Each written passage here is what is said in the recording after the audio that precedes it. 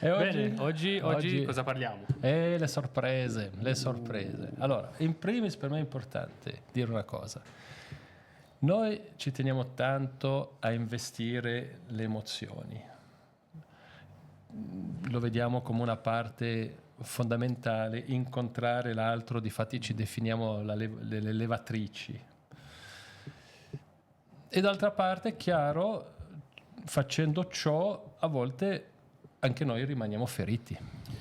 Sì. Perché dall'altra parte, magari anche tanto per cattiveria, ma semplicemente a volte le cose si muovono in un modo che qualcuno è deluso.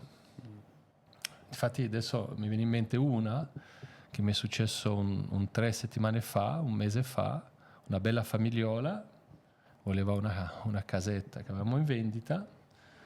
Per fortuna ho spiegato bene come funziona la riservazione, dicendo che generalmente quando riservi una proprietà vai tranquillo, l'hai riservata, quindi puoi fare i contatti con la banca, puoi chiarire tutte le cose che devi chiarire per arrivare poi al rogito. Sì. Però ho detto attenzione, di tanto in tanto succede che in questo periodo della riservazione arriva un altro potenziale acquirente e questo potenziale acquirente magari fa un'offerta più alta che mette in difficoltà i venditori.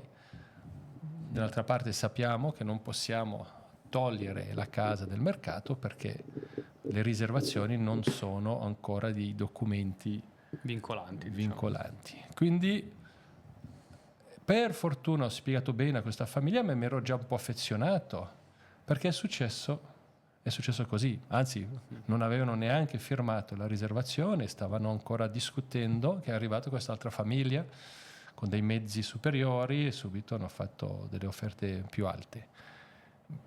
Stava male la famiglia, ma stavo male anch'io. Sì. E per me è importante far capire che noi ci teniamo altrettanto come voi.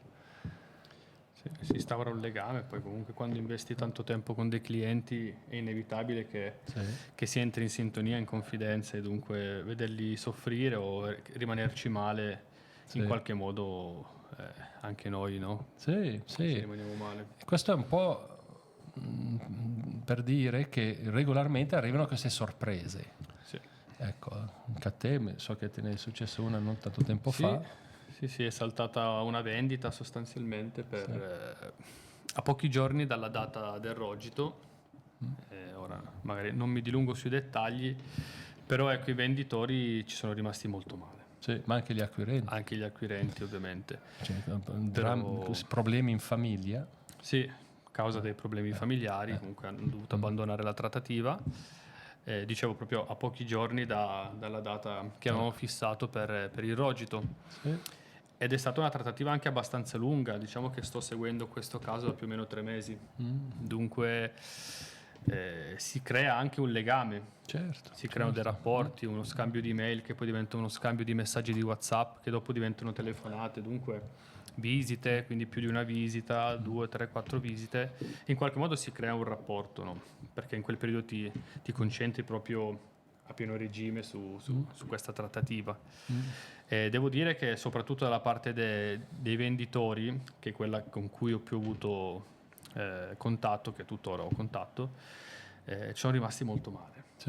Molto male, hanno palesato anche a me.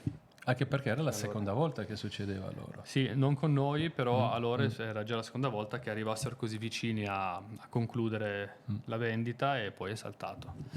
Dunque ho notato nei loro occhi, nel loro sguardo, nella loro voce come erano feriti già come se fosse stata una ferita riaperta e in qualche modo c'entravo anch'io in questa ferita, dunque ci sono rimasto anch'io abbastanza male, deluso della situazione. E vedere che loro sono ritrovati in questa situazione è stato doloroso. Dunque sì, siamo coinvolti emotivamente davvero tanto, perché investiamo tanto tempo. Sì, e ci teniamo a comunicare che per noi è un investimento di tutto quello che siamo, vorremmo, almeno ci teniamo a far parte di questo momento di bellezza. Per tanti che vendono, quando vendono li cambia la vita. Sì. Per tanti che comprano li cambia la vita, quindi siamo coscienti, per quello parliamo di essere delle levatrici, perché siamo coscienti che state facendo delle scelte enormi. Difatti una teoria tra immobiliaristi è quella che un immobiliarista, almeno viene dagli Stati Uniti, dovrebbe cambiare casa ogni 3-4 anni. Perché? Per non dimenticarsi della bellezza, certo, ma anche la sofferenza che rappresenta questa transizione. Il vendere, il comprare, lo stress, i dubbi, le paure. Ogni transizione, premetto, è difficile. Però questa qui è esponenziale, cambi vicini, cambi tutti i tuoi ritmi, tutta la tua realtà. E lo sappiamo e ci teniamo a dirtelo, tu che ci ascolti, che ci teniamo a fare le cose in un modo eccellente. Difatti avevo uno dei miei motti, non so se c'è ancora sul sito, ma era sii eccellente a quello che è buono. Ecco, poi in passaggio della scrittura nostrana, la lettera di Paolo ai Romani, capitolo 16 se non mi sbaglio, dove si cerca proprio di essere eccellente.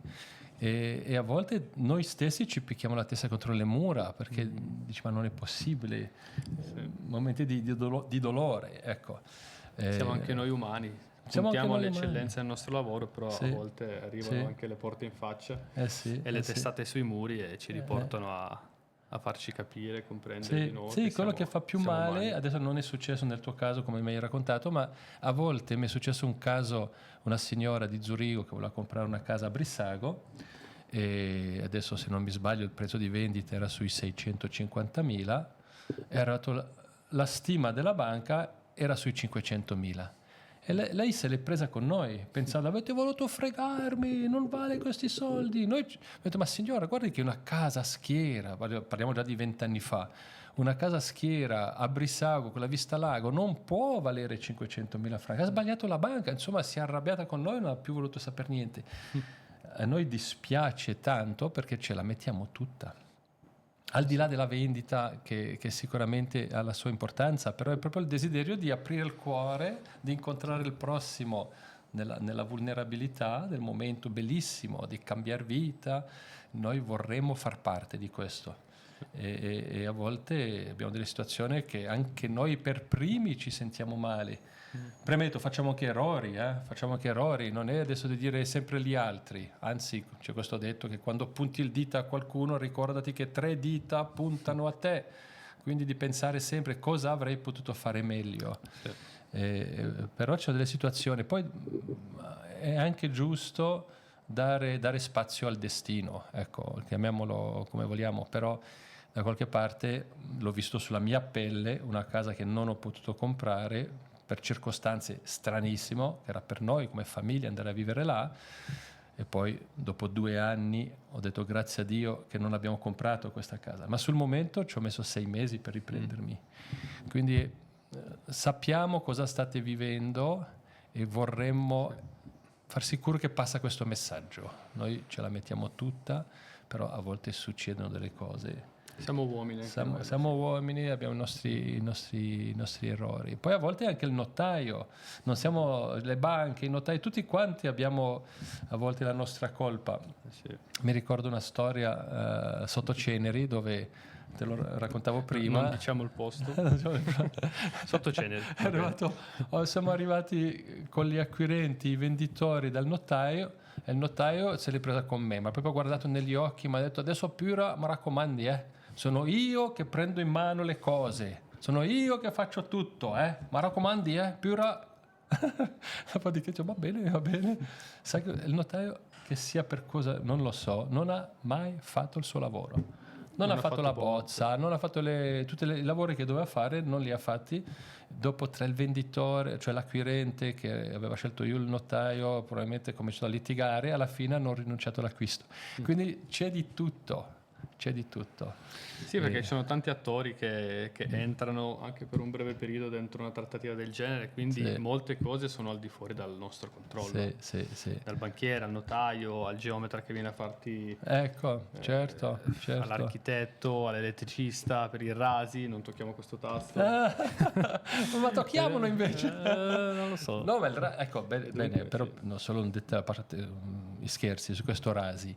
C'hai delle situazioni dove l'acquirente ti dice: guarda, io comunque la metto a posto l'appartamento, quindi tu parti dell'idea, se lui lo mette a posto l'appartamento non devi fare il rasi, che la persona lo mette dentro il notaio nel rogito, che invece a volte è un modo di dire lo metto a posto, ma pensava solo a cambiare il divano, e quindi rimane in sospeso la discussione del rasi. Quando è venuto fuori anche la questione del radon, abbiamo avuto situazioni che poi nel luganese trattano la questione del radon diversamente che nel locarnese. Direi non è possibile, non è possibile, però è così. Quindi devi stare attento bene di capire quali sono le aspettative dell'acquirente, cosa sono le aspettative del venditore, ma anche come il notaio lo scrive nel rogito. Sì, come hai detto bene, ci sono tanti attori. Ecco, il messaggio penso di oggi è che ce la mettiamo tutta. Sì. Siamo umani, anche noi a volte rimaniamo delusi, feriti, però credeteci, ce la mettiamo tutta. Ecco. Davvero. Mi sembra per oggi la lasciamo così, questa vitamina. Sì, perfetto. E a risentirci quando volete, chiamateci. Ciao. Ciao.